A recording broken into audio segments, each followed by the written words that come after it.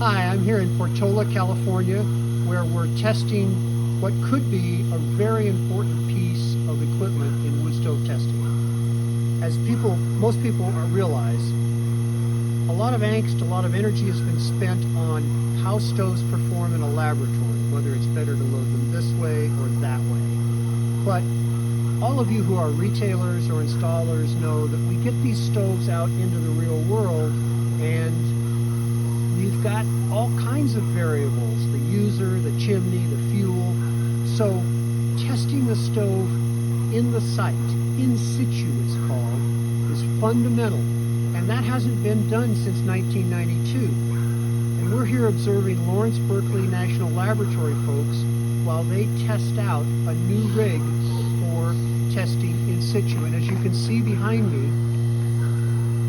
it basically draws a sample from the top of the stack and then dilutes it there and runs it through the analyzers over here.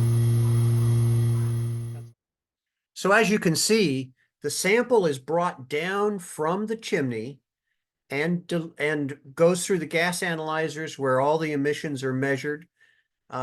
It's drawn up at the very top of the chimney because that way we're getting the smoke as aged as possible and as real as possible, and we're diluting it with outside air, which allows us to some of the gases don't condense until you hit them with outside air, and you don't have the full particulates.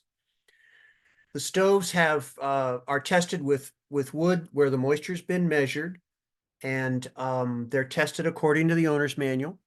There are 3 appliances that were done this week: a cat, a non-cat, and a pellet stove. And each of them the same models will be tested in the laboratory. Now, of course, in the laboratory, the numbers will be very different. That's the point of going out and doing in situ measurement. This is just the first step in a long process to measure in situ emissions. This may not be the system that turns out to be the best system, but as I said, this hasn't been done since 1992 in 30 years. So everything's changed since then, and the wood stove industry and the Department of Energy and the national laboratories really need to figure out a way to check what's going on in the real world. By the way, speaking of the real world, as I record this just before Christmas, there's been major flooding on both sides of our continent and power outages, significant power outages in Massachusetts and Maine.